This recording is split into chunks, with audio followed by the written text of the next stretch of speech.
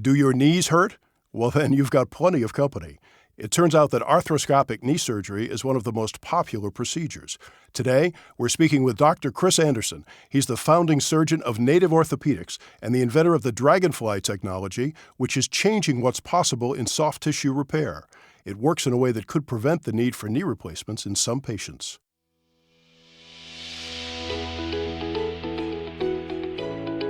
Welcome back to another edition of The Angel Nest, where real angel investors and entrepreneurs partner to build great companies.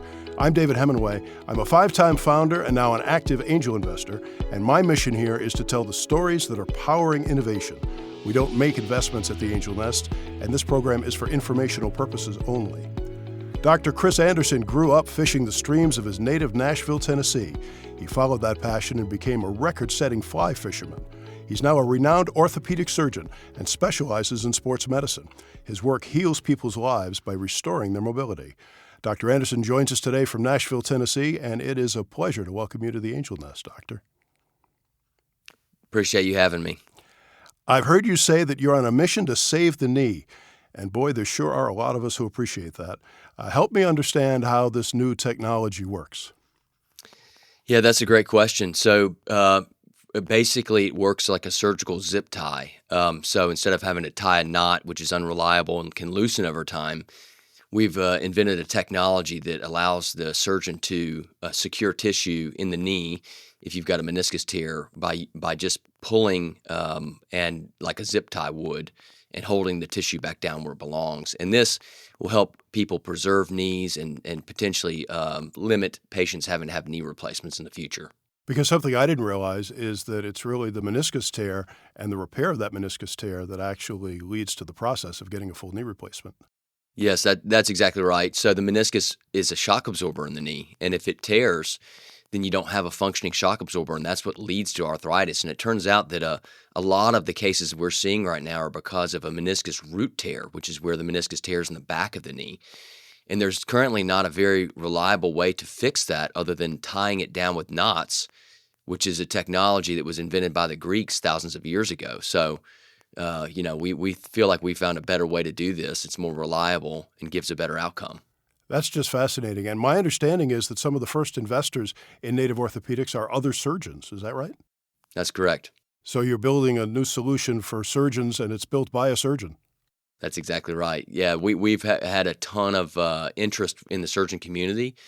I think when they see it, a light bulb goes off. They know that this doesn't exist out there in the market right now. There's a huge demand for it, and it's one of those things where a lot of times they didn't realize that there was a problem until they saw the solution to the problem that they had that they didn't realize they had. And the enthusiasm has been very rewarding to watch how just excited people are about the technology. That's amazing. Dr. Anderson, is it possible that this invention will also work with other procedures? Yeah, so the technology is scalable. So anything that would require, tissue repair where you're tying down or using anchors to secure tissue in various parts of the body, we could use this for those other areas as well. And we're actually working on multiple prototypes, and we have an entire suite of inventions we're developing for various body parts right now. So you have to help me understand how an angler and a great fisherman ended up becoming a surgeon and inventing such an interesting solution to a problem that so many of us have. That's a great question, David. So when I was growing up, I'm from Nashville originally, and I had, like any young boy, I did a lot of activities, but I was introduced to fly fishing at a young age by my father. And I just kind of fell in love with it. And I had great parents, and they were very supportive of that. And my mom used to take me fishing. She'd take me and drop me off after school, and I'd fish, and I just kind of fell in love with it. But as I got older, I wanted to study and learn as much as I possibly could at it so I could, improve my skills and perfect my skills as an angler. And one of the things that I've realized along that pathway of trying to, learn as much as I could about fishing and being the best I could at that particular, passion of mine was that knots fail, and they fail in surgery and they fail in fishing. And so one of the things that I learned how to do was to splice lines together without using knots, using hollow core polyethylene fishing line. and it works with like a finger trap mechanism, that little toy you play with when you're a kid, and you put your fingers in it, and it prevents you from pulling your fingers out, and you get upset and have to call your mom to get you out of it. But we actually use that to connect fly lines together without knots. And what that did was it gave us perfect strength of the line without having to have all the downsides of a knot coming untangled and all that stuff. So I actually had the skill set of being able to splice lines together. And it finally dawned on me when I started my orthopedic practice that I could take that skill set and create an orthopedic device that fit this particular problem that we were seeing. And so that was kind of the beginning. It's kind of like Steve Jobs said in his commencement speech at Stanford, that looking forward, you can't necessarily connect the dots, but looking backwards, they become very clear how those dots become connected from one thing to another that eventually lead to innovation. So it's been an interesting journey, but that's kind of the background that led me to where we are right now. And it's interesting that knees are so much more difficult to repair than hips. I speak not only as a journalist, but also as a patient. I had a great hip replacement experience, and when my knee started to hurt, I showed up at my doctor's office and I said, let's replace it. And he said, no, not so fast. Those don't always turn out the way we hope. Yeah, unfortunately not. And if you look at the literature on that, it's actually sobering. If you look critically, there's somewhere between 10 and 20% of people are not happy with their joint replacement. And the problem with that is that there's no going back. You've burned that bridge and you can't go have your normal native knee back again. And so looking at that problem in isolation is one thing, but also people really want to live an active lifestyle and they want to preserve their joints for as long as possible. And, that's really my mission, is to, allow people to live functional lifestyles for as long as they can and do the things they want to do without, having to worry about the knee, not holding up. Mm. So give us some of the background of how you started Native Orthopaedics. Yeah. So, back after I got out of fellowship, I, was presented with this problem with the meniscus root, and I knew there had to be a better way because knot tying wasn't sufficient to hold the meniscus properly, and it would loosen over time, and the outcomes were less than desirable, but I knew that it was critical for knee function to have, your meniscus repaired properly. And so that's when I started prototyping using my skill set that I developed growing up in fishing. I started prototyping and creating, a device that could function to hold the meniscus down. And after a lot of trial and error, came up with a usable device and eventually secured some intellectual property and got a patent on that. And actually didn't really know much about how to start a company at that time. That was 10 years ago or 7, 8 years ago.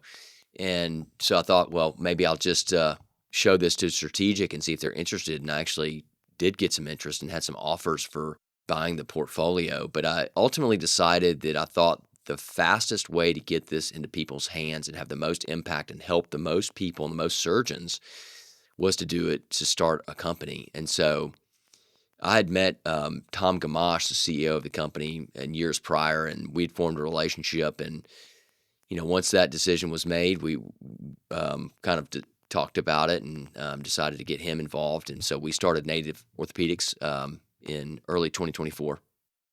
I mean, I've been working on building out this portfolio for about 6 or 7 years now.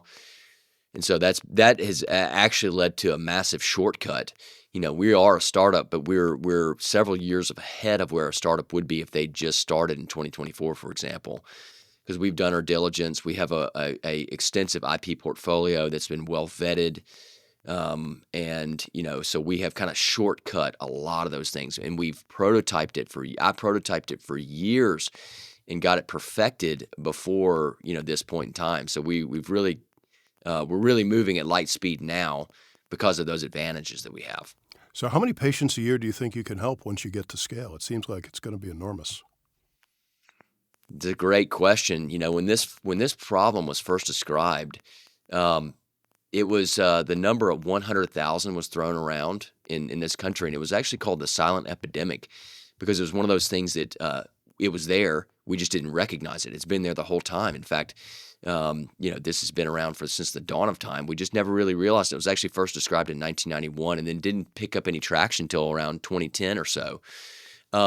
And so we thought, maybe there's 100,000 of these a year, and it's a pretty sizable number, but there's been new literature that suggests that about 80% of people undergoing knee replacement actually have a medial root tear at the time of surgery. Wow. And, that really begs the question, how many of those people had a root tear that went under-recognized, undertreated, and wasn't repaired properly, and then they ended up getting end-stage arthritis that then necessitated a total knee replacement? And there's 1 million total knee replacements every year in this country.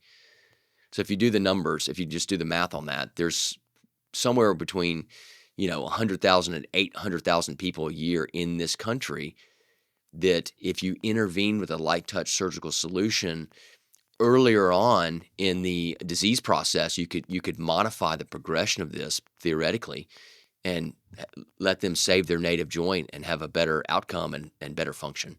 So what's your timeline to market? I'm asking selfishly because I'm hoping it's going to be fast enough for me. So we're moving really fast. We've already submitted our 510K submission with the FDA in December. So we're looking at Q2 of 2025 this year. That's for our first product, which is the root repair platform. And for that, we've got an implant that's the knotless implant that works like the zip tie. And then in addition to that, we have a groundbreaking passer that lets you pass the sutures through the tissue very easily with one step. And it has a lot of advantages compared to this stuff that's on the market right now. And then on top of that, we also have a guide that we've gotten it into the hands of some users, and they're just completely blown away. The guide allows a lot better visualization, which is unobscured, so you can get more anatomic tunnel placements, which we know is absolutely critical to having a good repair, is having an anatomic tunnel placement. So we've got the whole package, really. That's amazing. So we're looking at Q2 of this year for that whole the root repair package to be, that's our alpha launch. And what other kinds of procedures do you think this could work for? So pretty much anywhere you could do a soft tissue repair. Our second product that we're working on that we've in the design freezing phase, I could say, is an ACL repair system that will be the simplest and probably the best that's available right now, in my opinion. And then following that, we'll have a soft tissue sewable version that you can sew directly into tissue for a torn biceps or torn patellar or quadriceps tendon. That'll be the first to market system that you can sew the self-tensioning device directly into a tendon and then use that to repair it without tying knots. So that's really exciting. And then we've got plans for MPFL, lateral tenodesis, and various other things around the body that could utilize this technology, including ACL reconstruction. And I'm imagining there are worldwide implications to your technology. Couldn't it go all around the world? There are, and we've actually been approached by non-orthopedists. We've had somebody want to utilize this for shoes. We've had I believe a general surgeon say that they had applications in general surgery, and some of our investors are traumatologists and spine surgeons that think they've got traumatology or spine applications. So there are a lot of different potentials for this. I mean, we're laser focused on getting it in the hands of sports medicine doctors for tissue repairs so we can restore the native anatomy of the knee. That's our first goal. And then, we'll see where it goes from there. Just amazing. Just amazing. Dr. Anderson, founding surgeon of Native Orthopaedics, thank you so much for joining us today on the Angel Nest. I look forward to hearing more, and our audience will hear more about you in the coming weeks. You can find contact information for our guest today at our website, theangelnest.com, where you can also reach me if you know of an interesting company or a topic we should talk about. I'm David Hemingway. We produce The Angel Nest with help from Rob Higley, with Charles DeMontebello at the controls of CDM Studios. He's at the beautiful Art Deco Film Center building just west of Times Square in New York. Thanks for listening. Here's hoping my fellow investors and the founders they support find their next great venture.